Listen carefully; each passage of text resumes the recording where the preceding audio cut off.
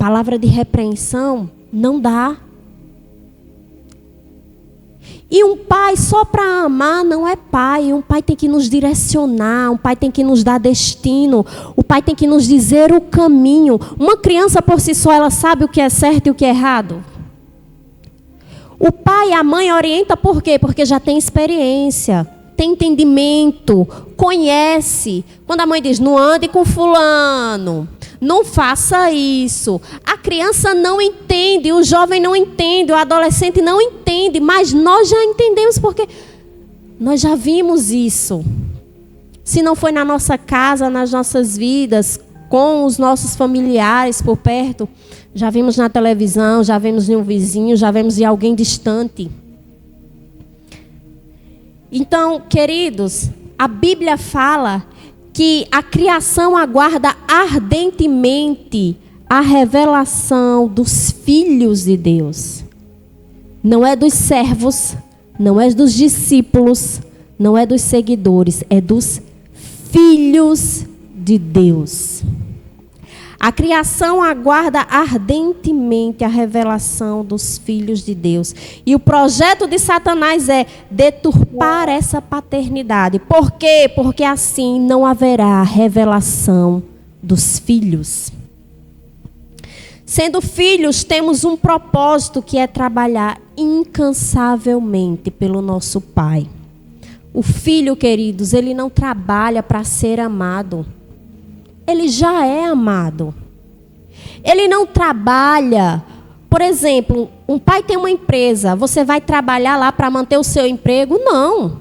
Você vai trabalhar lá porque é herança sua. É algo seu também. É a extensão. Você é a extensão do seu pai.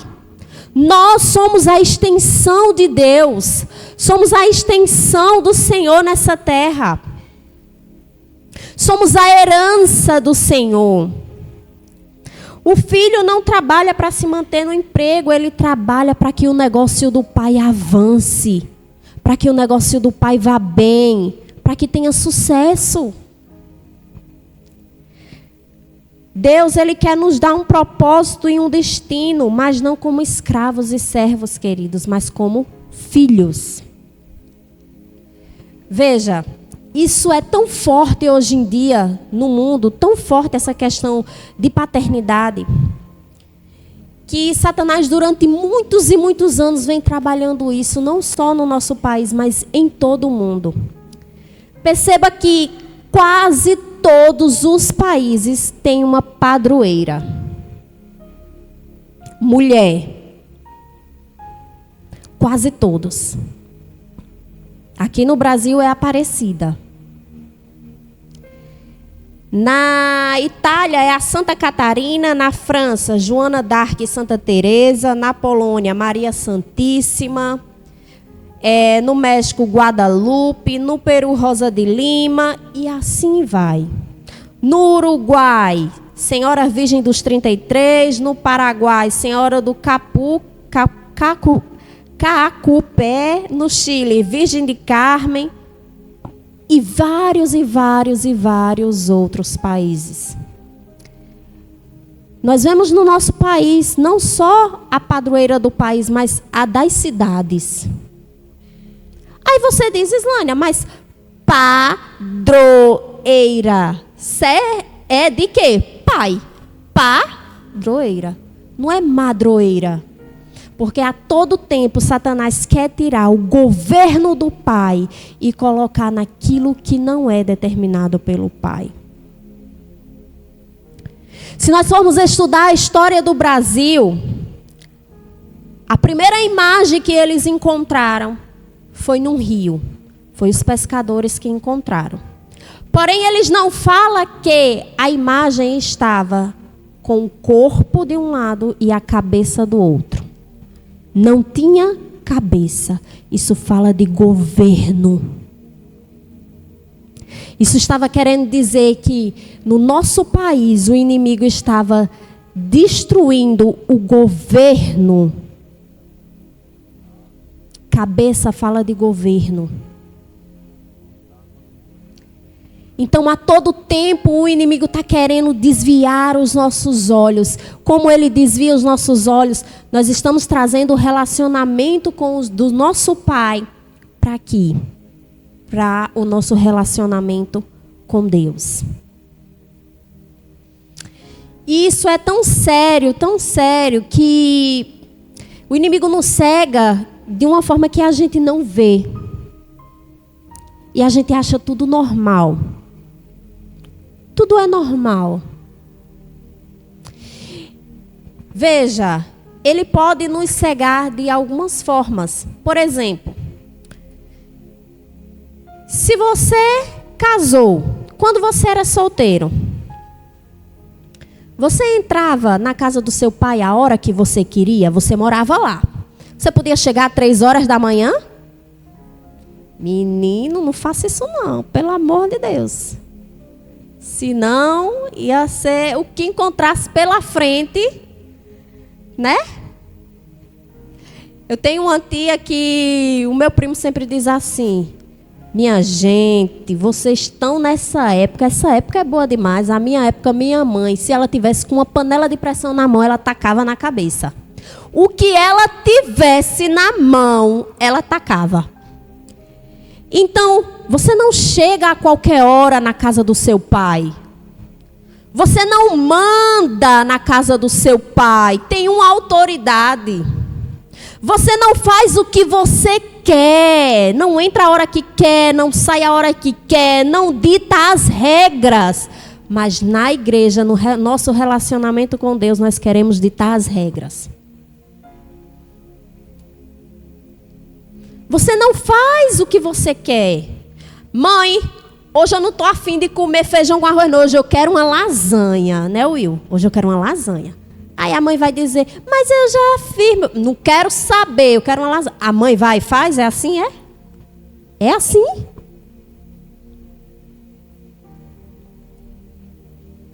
Aí nós chegamos aqui, aí a gente quer dizer a Deus como Ele tem que fazer. Aí a gente quer dizer a Deus, Deus, dia de quinta não dá para mim ir para a igreja. Só vou dia de domingo, porque dia de quinta eu estou cansada. Aí se a mãe dissesse assim, não vai almoçar hoje não, porque estou cansada. Não lavei a roupa porque eu estou cansada. Não paguei a conta de luz porque eu estava cansada de ir lá pagar. Então não tem água. Ninguém toma banho, ninguém lava roupa, ninguém bebe água. Nada. Eu estava cansada. E é desse jeito que nós fazemos com Deus. Queremos ditar as regras de como tem que ser. Do que eu tenho que fazer. O diabo não quer apenas destruir a figura paterna dos pais na família, mas acima de tudo ele quer desconstruir quem é Deus em nós. E o outro exemplo, outro motivo que o inimigo tem feito, outro ponto é que nós queremos fazer o que queremos. O outro ponto é, nós trazemos as nossas enfermidades, os nossos traumas que temos com o nosso pai terreno para o nosso pai espiritual. Para Deus. Se eu não tinha como dar, eu não gostava de dar satisfação ao meu pai, eu não preciso dar satisfação a Deus. Nem aos meus pais espirituais, que são os meus pastores. Eu fiquei decepcionada com o meu pai. Aí eu me acho no direito de me decepcionar com Deus quando algo não acontece. De ficar triste com Deus quando algo não acontece.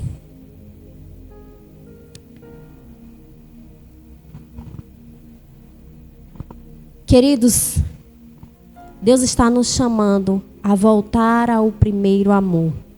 Você vê uma criança é um chiclete do pai.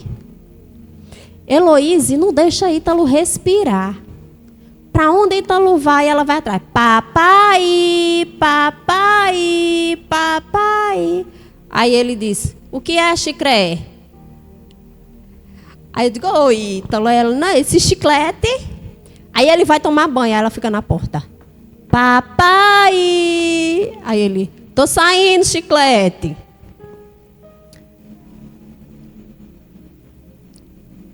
Um relacionamento de um pai com um filho, quando ele está no seu primeiro amor.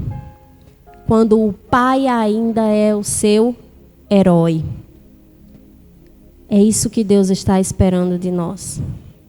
Porque a nossa caminhada, 10 anos, 15 anos, 20 anos, 30 anos de ministério, muitas vezes nos faz sair do primeiro amor. Nos faz abandonar as primeiras obras. Abra agora em Apocalipse. Vamos entrar lá em Apocalipse, capítulo 2.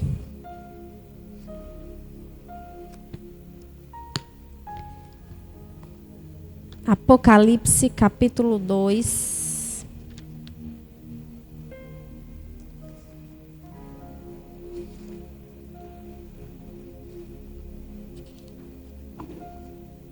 Versículo 1 ao 7. Nos diz assim: Ao anjo da igreja de Éfeso escreve: Estas coisas diz aquele que segura as 7 estrelas em sua mão direita, o que anda no meio dos 7 candelabros de ouro. Eu conheço as tuas obras e o teu trabalho e a tua paciência, e como tu não podes suportar os que são maus, e tem provado os que dizem ser apóstolos e não são, e descobristes que são mentirosos. E tens suportados e tens paciência, e por causa do meu nome trabalhastes e não desfalecestes. Aqui, queridos, a Bíblia nos conta que Deus manda João escrever uma carta para a igreja de Éfeso. Éfeso era uma cidade muito famosa, muito rica. Essas cartas, elas eram para ser lidas em voz alta. Quando Deus mandava uma carta através do profeta, que essa carta chegava na igreja, uma pessoa era determinada para ler essa carta em voz alta para toda a igreja. E é como se assim, Deus mandasse uma carta, botasse lá remetente, comunidade do reino. Aí chegava a pastora aqui, vou ler a carta que o Senhor mandou através do profeta. E começava a ler. E nessa época, era uma época em que muitas pessoas haviam se perdido de Jesus. Haviam perdido a verdadeira essência. Tinha muita heresia nessa época em Éfeso. Tinha muitas doutrinas contrárias. Tinha muitos ensinamentos falsos naquela época. Então, muita gente acha que essas cartas aqui eram para uma igreja fictícia. Não, queridos, essas igrejas existiram, tá? Éfeso era uma cidade lá que era pertinho do mar. Hoje é onde fica a Turquia. As 7 igrejas estavam localizadas ali. Onde fica a Turquia hoje em dia era ali onde ficava Éfeso. E Éfeso era pertinho assim do mar. Então Éfeso era muito famoso. Por quê? Porque tinha um comércio muito forte. Os barcos para o porto, na verdade, era assim do lado de Éfeso, né? Porque como ela era à beira do mar, então lá tinha o porto. Então era mercadoria chegando, mercadoria saindo, era um fluxo grande. Então Éfeso era muito famoso, era uma cidade muito rica, né? Era uma cidade muito famosa da Ásia Menor. Só que nessa época, Éfeso estava completamente desestruturada, corrompida. Completamente corrompida. E se nós continuarmos lendo, nós vamos ver que ele começa a falar que a igreja crescia. Estavam tudo um caos, mas a Bíblia diz que a igreja crescia. Mesmo havendo esse templo lá para Diana, mesmo assim a igreja crescia. E a igreja crescia de uma forma tão absurda que as pessoas ficavam impressionadas. E Éfeso nos deixa para nós uma lição.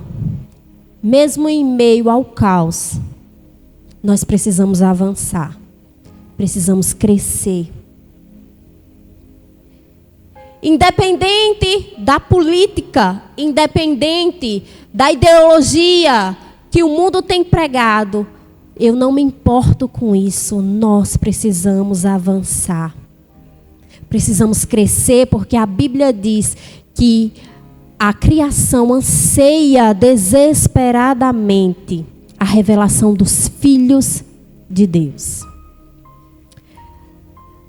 O mundo anseia desesperadamente uma palavra sua, a sua unção, o que você carrega, o que você tem dentro de você.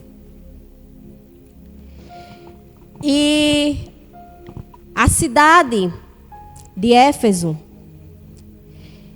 ela era uma cidade muito importante. E se você for ler aqui todo esse capítulo, ele fala dos nicolaítas. Deus, ele fala assim para a igreja, você pode, é para não estender, mas quando chegar em casa você pode ler. Deus fala assim: tenho visto as suas obras. E Deus começa a elogiar Éfeso. Começa a dizer: vocês têm trabalhado incansavelmente.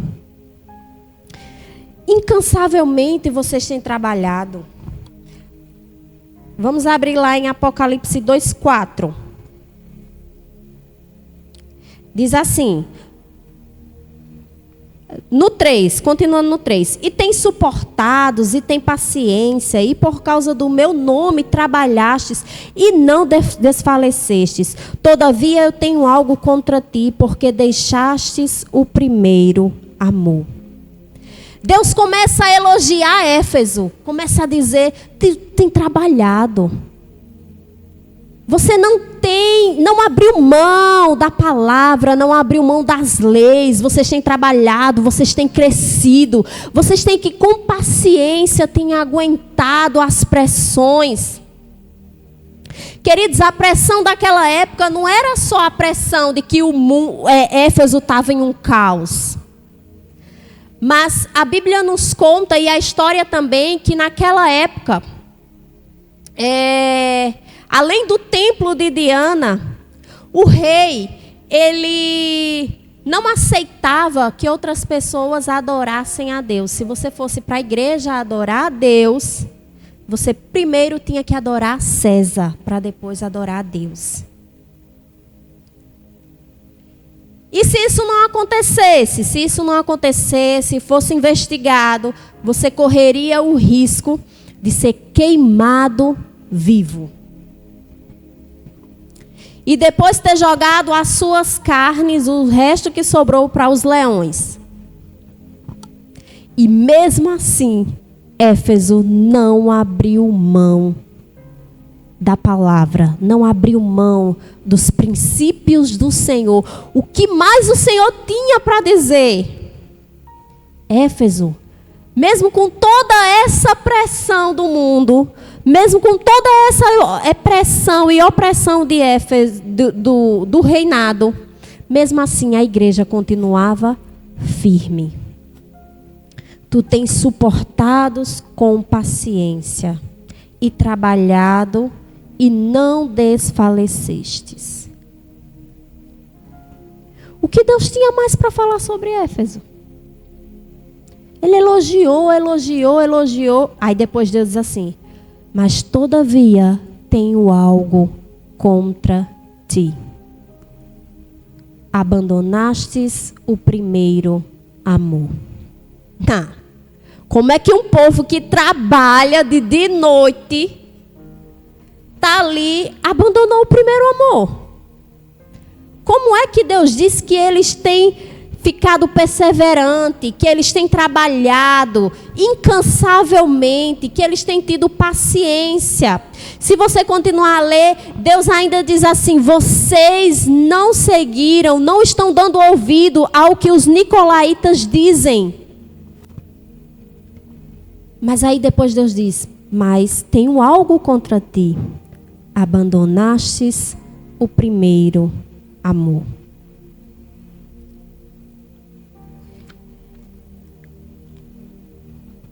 Queridos, a igreja de Éfeso, ela pensava que servir a Deus era estar todo dia na igreja, era estar salvando vidas, era isso. E isso é, claro. Mas muitas vezes, nós estamos, hoje eu vou limpar a igreja, amanhã vai ter oração, quinta vai ter culto, não sei quando vai ter chá de mulheres, não sei quando vai ter evangelismo, eu vou fazer. O nosso fazer sem uma vida com o pai da obra não adianta muita coisa. Éfeso fazia, trabalhava, mas abandonou o primeiro amor. Islânia, o que é o primeiro amor? É assim. Will, quando foi namorar com Mara, ele ligava para Mara, aí dizia assim: vai dizer que você nunca fez isso, Will. Tá, amor, até amanhã, pode desligar. Aí ela: não, desligue primeiro. Já fez isso, Will? Nunca fez. Não, Will, você não namorou direito, não. Não namorou direito, não, Will. Deixa eu ver aqui. E aí, você fez isso? Assim, ó, ela ligava para sua primeira namorada, aquele primeiro amor. Aí dizia: desligue você. Ela: não, desligue você primeiro. Também não? Não, vocês namoraram, não. Ítalo ligava para mim: você estava tão linda hoje. E isso querendo me namorar. Quando eu saía do culto, estava tão linda. Aí eu: obrigada. E ele: só ouvi sua voz. Eu: obrigada. Toda sem graça. Tá, vou desligar. Aí eu: tá. Aí ele: mas pode desligar primeiro. Eu: não, desligue. Aí é meia hora só para a gente discutir quem vai desligar primeiro. E é assim, né? Qualquer coisinha, uma palavrinha melosa, aquele negócio. Ai, amor, sonhei com você. Ai, amor. Primeiro amor. Quando nós não queremos sair de perto, quando nós queremos estar a todo tempo, ouvir a voz, fazer uma cartinha, ver alguma coisa, lembra da pessoa, compra. Estou passando em um lugar, no mercadinho, até no mercadinho. Eita, gosta desse biscoito? Eu levo. Gosta do bombom? Eu compro. Primeiro amor. Aí muitas vezes nós estamos trabalhando incansavelmente na obra do Senhor, mas não estamos no primeiro amor. Não é fazer por obrigação, não é fazer porque eu tenho que fazer, não é fazer porque o meu pai vai me dar algo. É fazer porque eu amo Ele, eu entendi quem é Ele. É o meu primeiro amor.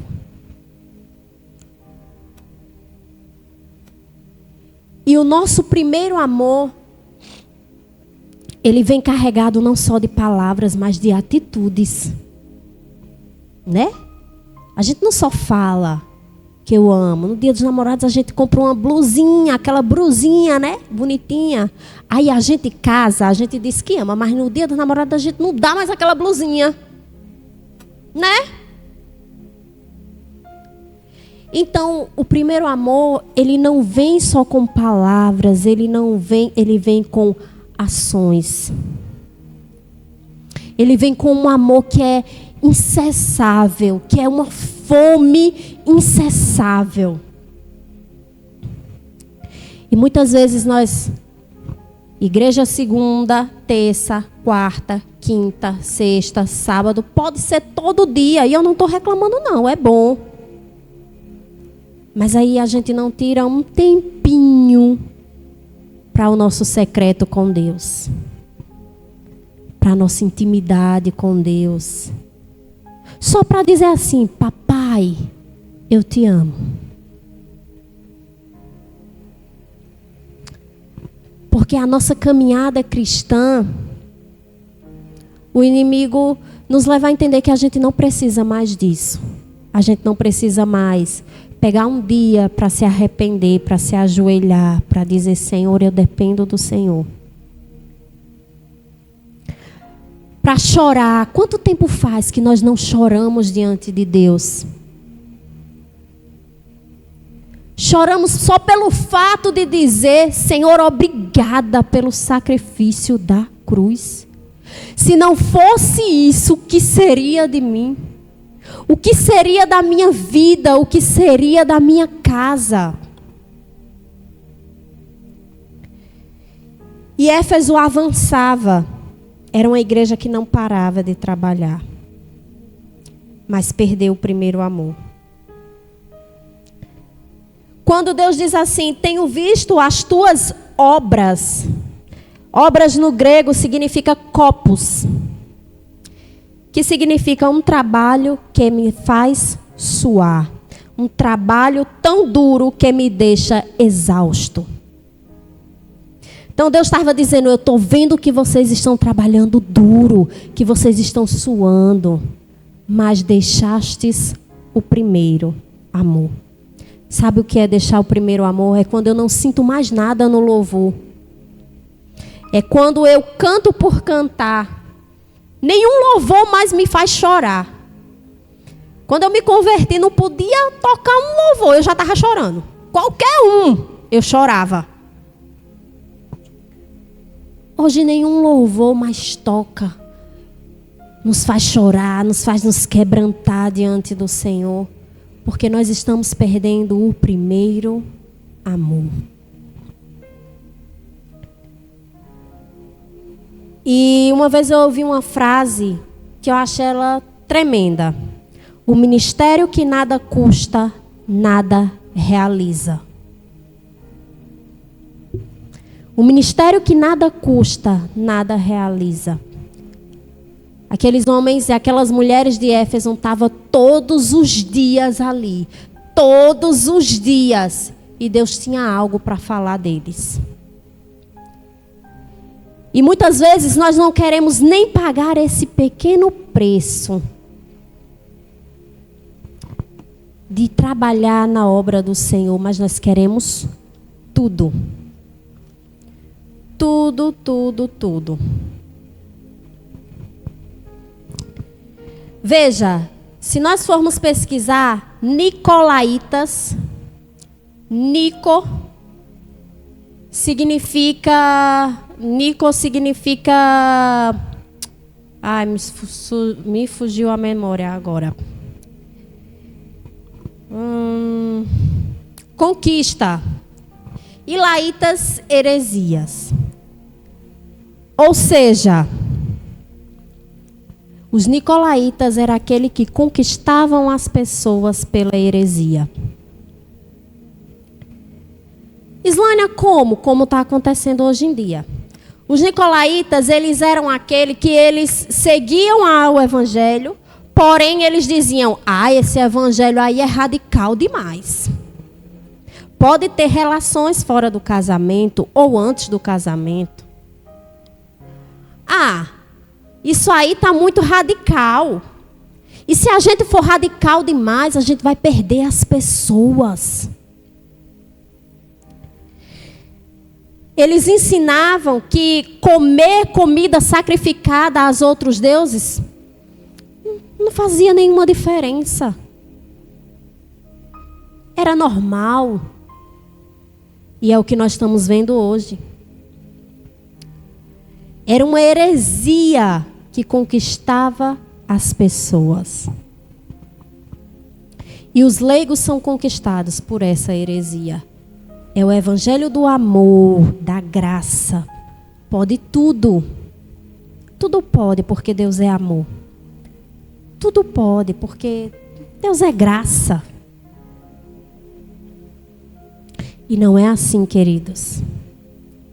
E a Bíblia diz que o Senhor se alegrou, porque mesmo com os nicolaítas, A igreja de Éfeso não perdeu o foco. A igreja de Éfeso não perdeu o rumo. A igreja de Éfeso não se dobrou à Babilônia, não se dobrou a César, não se dobrou a Diana. A igreja de Éfeso permaneceu firme.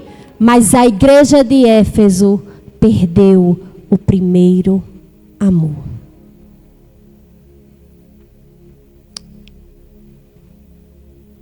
Talvez você diga: não, Islânia, mas eu amo a Deus. Amor e primeiro amor são coisas diferentes. Primeiro amor é aquele amor desesperado.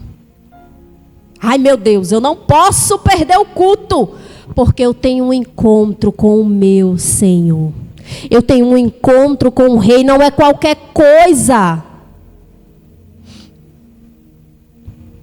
Eu não posso deixar de orar, porque o Senhor está me esperando.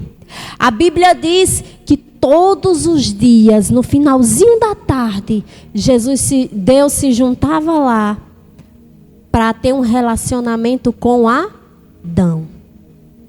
Todo finalzinho de tarde. Aí, a gente passa o dia todo. Quando a gente já está com sono, a gente senta na cama. Senhor, o Senhor sabe que eu estou com sono. Ou então a gente ora aquela oração que no meio a gente dorme. Isso não é primeiro amor. Não, não, não. Não é primeiro amor.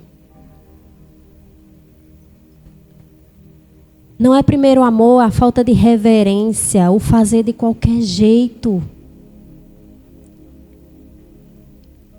O deixar de fazer, ou o fazer porque alguém está mandando eu fazer. Não, queridos. Precisamos abandonar as velhas práticas e voltar ao primeiro amor. Porque todas essas obras, sem o primeiro amor, não é nada. E nós vemos igrejas e igrejas cheias aí. Tem culto todos os dias. Tem ação social, tem o que você imaginar. Mas pessoas que estão no altar de qualquer jeito, pessoas que estão liderando de qualquer jeito, pessoas que vêm para a igreja apenas, como a pastora disse no culto, fazer Deus de amuleto. Eu tenho que ir, que é para Deus me abençoar. Eu tenho que ir porque, afinal de contas, eu sou cristã. Todo mundo hoje é cristão. A mídia, os famosos, está cheio de cristão. Cheio. Todo mundo tem uma palavra para dar. Todo mundo conhece. Gente, a internet está cheia de conhecimento.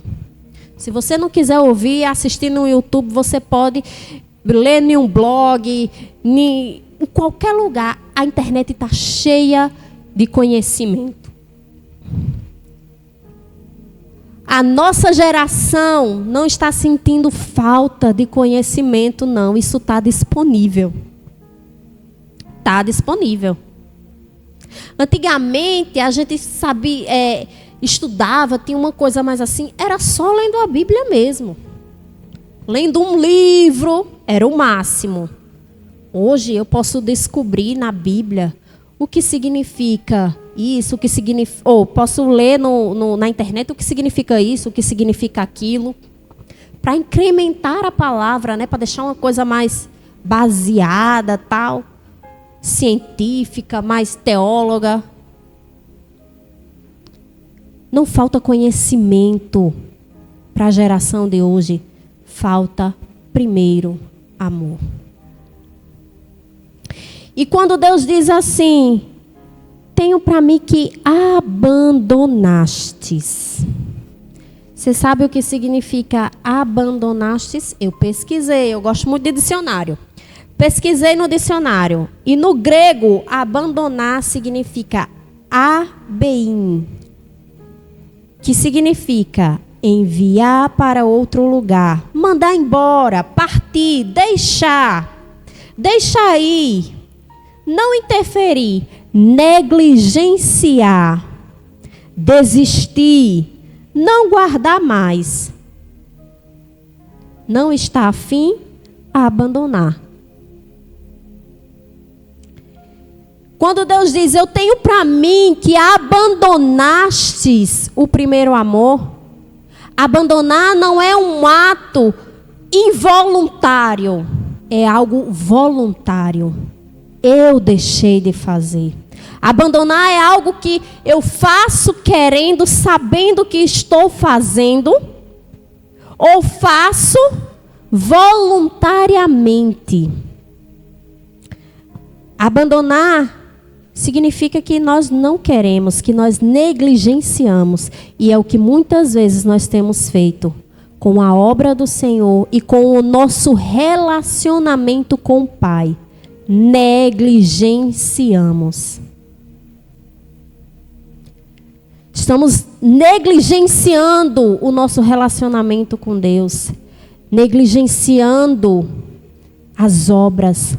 Abandonando, deixando ir, enquanto Deus todo domingo, toda quinta está aqui dizendo que Ele quer um relacionamento íntimo conosco. Mas o nosso problema hoje é que nós estamos terceirizando. Estamos terceirizando, queridos, o nosso relacionamento com Deus. Eu tenho alguém para orar por mim. Para que eu vou orar? Na igreja tem um grupo de intercessão. Para que eu vou orar? A pastora pode orar por mim. Para que eu vou orar? Tem um líder que pode orar por mim. É aquele irmão 6 horas. Vocês já ouviram falar nesse irmão 6 horas? O irmão 6 horas é assim. Chega, não pode encostar perto de ninguém. Aí ele faz assim. 6 horas por mim? 6 horas por mim? Vive pedindo oração, mas não tem coragem de orar. Eu conversei com uma pessoa segunda-feira e ela não me respondeu. Fiquei no vácuo, como disse. Até hoje eu estou esperando ela responder, ela não respondeu. Hoje eu falei com ela novamente. A paz do Senhor, querida, tudo bem? Estou sentindo sua falta, olha, que Deus abençoe o seu dia, tal. Fiz uma declaração, né, pro dia dela. Ela respondeu assim, mandou uma foto da filha dela e disse, ore por isso. Essa foi a resposta dela. Aí eu disse, misericórdia, nem um bom dia, irmã. A paz do Senhor, irmã. Que desde segunda-feira que eu falo com ela. A resposta foi, ore por isso. Aí eu, eita Jesus. Estamos terceirizando o nosso relacionamento com Deus. Eu não preciso orar mais. Eu não preciso de uma busca. Porque eu não preciso ler esta Bíblia, né, pastora? Que é bem pequenininha. Por quê? Porque tem alguém que vai ler por mim, que vai preparar uma palavra por mim, que chegar lá vai falar por Deus para mim. Isso é muito sério. Muito sério, queridos. Isso é um abandono do primeiro amor. Abandono das primeiras obras. Talvez não era o que você queria ouvir. Talvez também não é. Talvez não. Também não era o que eu queria pregar. Eu disse que eu já tinha preparado uma palavra bonitinha. Não era nem. Era sobre Jonas, mas não era nem questão de obedecer, repreender. Era coisa de outro contexto que eu ia levar. Era uma coisa tão organizada. Mas não deu. Porque o Senhor quer nos chamar ao primeiro amor. Nós vemos igrejas cheias, com pessoas que têm 20 anos de cristão, 30 anos de cristão, 10 anos de cristão, mas têm abandonado o primeiro amor, Queridos, é urgente. Precisamos retornar ao primeiro amor para impactar outras vidas com esse primeiro amor. A Bíblia diz que essa criação está desesperada, procurando, aguardando a revelação dos filhos de Deus. Se eu não tiver esse primeiro amor, eu vou passar para alguém e eu vou recriar uma forma de mim nessas outras pessoas. Uma forma de quem eu sou, de como eu trato a obra, de como eu trato o meu relacionamento com Deus. Vai ser uma forma. Então o Senhor nos chama hoje ao primeiro amor. Tem aquele tempozinho de você orar, de você chorar, de você se quebrantar, de você se arrepender. Islânia, eu não preciso de arrependimento. Ei, Jesus, chega aqui. Tá errado. Alguma coisa. Porque o nosso arrependimento tem que ser diário, nós temos que nos avaliar diariamente. Avaliar o nosso coração diariamente. A Bíblia diz: sede santo como eu sou santo. Nós só vamos chegar ao nível de ir caminhando para a santidade quando começarmos a ter um relacionamento íntimo com Deus. Não é pegar na Bíblia só porque hoje eu vou ministrar o culto, porque hoje eu vou dirigir um grupo, porque hoje... Não. É ter aquele momento assim em casa que pode estar como for, o louvor está quebrando. Você bota lá na maior altura e está lá cantando, está lá adorando. Quem quiser que se converta, deixa os vizinhos se converter. Então, ser santo como eu sou santo, nós só vamos conseguir com intimidade, relacionamento com Deus. Caminhando, para isso. A Bíblia diz que a boa obra ele vai completar até o dia dele voltar. Mas muitas vezes a gente está retrocedendo essa obra. E a culpa não é de Deus. É nossa, que não temos deixado Deus fazer a obra. Amém? Se coloque de pé.